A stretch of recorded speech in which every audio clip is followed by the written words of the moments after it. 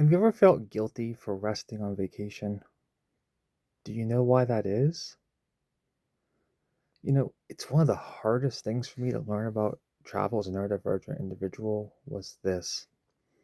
Rest is not wasting the trip. Because honestly, for the longest time, every time I slow down on vacation, I end up feeling guilty. And it ruined everything. Hey, let me introduce myself. My name's Heath. I'm an individual diagnosed with autism and ADHD. I'm also a travel agent. And I'm trying to create a community where me and others like me share tips, tricks, and travel hacks to help people like us travel. So, let's talk about the pressure to maximize vacations. I think a lot of people, especially neurodivergent people, unknowingly plan vacations around pressure instead of regulation. So, as a result, there's pressure to maximize the ticket or the price you paid, which gives you maximize the pressure to stay into the very end, to do everything there is to do to keep up with what everyone else around you is doing. Long story short, there's pressure to make the trip worth it. And because of this, what ends up happening is we often ignore what our body and nervous system are trying to tell us. We stop asking, what do I need? And instead we say, what should I be able to handle? And oftentimes then we put unrealistic expectations on ourselves. So why does rest feel so wrong?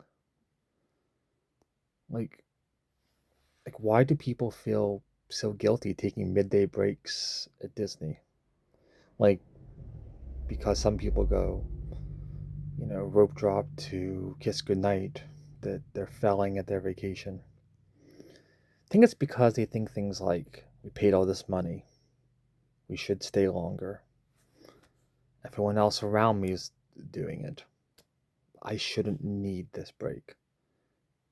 You intrinsically think that you are the problem. What I realized, and what I hope you realize, is that your nervous system is already overloaded long before you admitted it. It's not your fault. It's the biology of your brain, and it's your vacation. You do everything you can to enjoy it. So here's the science behind it all. Travel environments create enormous amounts of cognitive and sensory load. We've been over this before, but just to talk about it for first times. Your brain's processing noise, movement, heat, crowds, transitions, decisions, social interactions, and it's doing it more intensely. So if we keep pushing without recovery, your nervous system doesn't just magically become stronger. Like a rubber band, you keep putting tension on, it's going to eventually snap.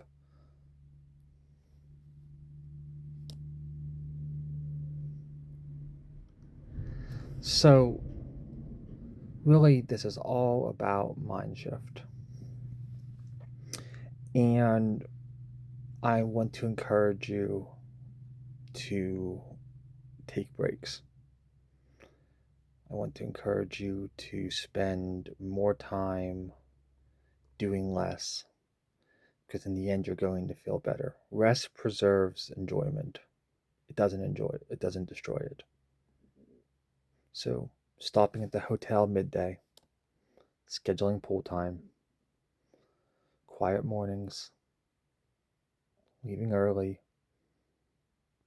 spending just your time in the hotel, slower breakfast, midday meals. These are all things that are not wasted. In fact, if you're neurodivergent, it could be the reason why your trip stays sustainable. So, let's talk about planning around regulation instead of optics. First, let's talk about optics to begin with. Optics are trying to impress people who aren't even paying attention to you, who don't even know the things that you're saying. So while you're feeling lazy, dramatic, antisocial, and ungrateful. Honestly, those people are too busy managing themselves to analyze your vacation. And regardless, whether they are watching you or not, which again, they are not, your nervous system does not care what the trip looks like from the outside. It cares whether you stay safe and regulated inside of it. So, stop trying to impress someone that's not paying attention to you. Don't care about them. Start caring about yourself instead. That's how you have a vacation that you enjoy. So, what do I try to do now differently than I did before? And what do I try to help my clients with? Well, I intentionally build regulation into the trips when we can. Lighter schedules, fewer transitions, more rest, breaks before I need them, and not trying to maximize every second. Here's the ironic part. Now, I'm not trying to manage travel, I'm enjoying travel. When I forgave myself and didn't tell myself I was the one that was wrong, I enjoy it much more now. I'm not trying to force myself to do it the right way. So, if the rest helps you stay present, regulated, and actually enjoy the experience, then it's not ruining the vacation, it's supporting it. What's some other things you guys have done that have helped? Or questions that you have? Please leave comments below so we can try to address them in future videos. Also, if you love this and you want to experience more of it, along with meeting other travelers like you, or just have me help you with all this regulation and feeling better, you can visit yourneurodivergenttravelaGent.com. Thanks. I hope to see you there.